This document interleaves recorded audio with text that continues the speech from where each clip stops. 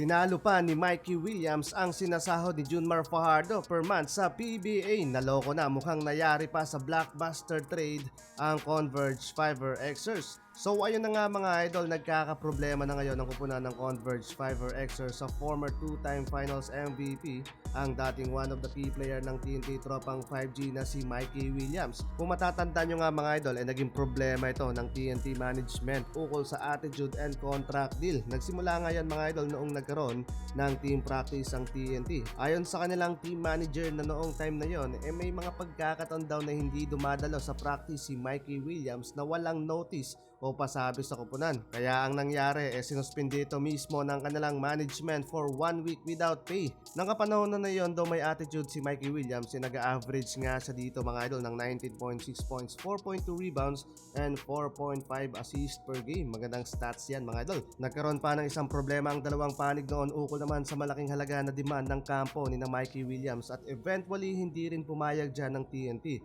Yun nga lang, doon na nagkatampuhan ng kabilang panig hanggang sa hindi na rin pa naglaro si Mikey Williams sa liga. Pero hawak pa rin ng TNT ang rights. Halos 2 at magkakalahating taon na din siyang nawala sa PBA at marami-rami na din ang nawala sa kanyang bulsa. Ayon kay Snow Badwa, sa ginawa niyang article sa Spin.ph, at least $1,070,000 ang sinahod sana niya sa past 25 months. Nagkakahalaga yan mga idol ng around 60 million pesos, and this time na trade na ang kanyang rights pa Converge Fiverr Xers. Pero mas lumaki pa yata ang ulo mga idol dahil mas malaki ang demand ng kanilang kampo kaysa doon sa TNT. Kung dati nga mga idol nag-demand sila ng $28,000 o katumbas ng kulang-kulang 1.6 million pesos per month sa TNT, through negotiation bumaba pa nga yan ng $18,000 na demand o katumbas naman ng 1.1 million pesos including bonuses and incentives. Hindi pa rin yan kinagat noon ng TNT base daw sa kanyang performance. Dito naman sa Converge, $30,000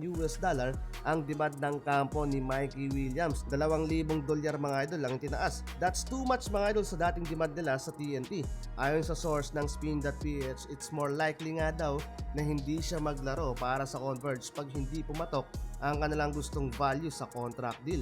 Tinalo pa niya mga idol ang veteran big man na si Junmar Fajardo na may maximum salary of 450,000 to 800,000 pesos per month sa PBA. Kasalukuyang may uniform players contract si Mikey Williams sa Converge. Ibig sabihin yan mga idol, hawak na talaga nila ang kanyang rights at bawal nang maglaro sa ibang kupunan at liga. Sa iyong opinion mga idol, deserve nga ba ni Mikey Williams ang kanilang demand na halos 1.7 billion pesos including bonuses and incentives per month sa Converge? I-comment mo na yan sa ating comment section.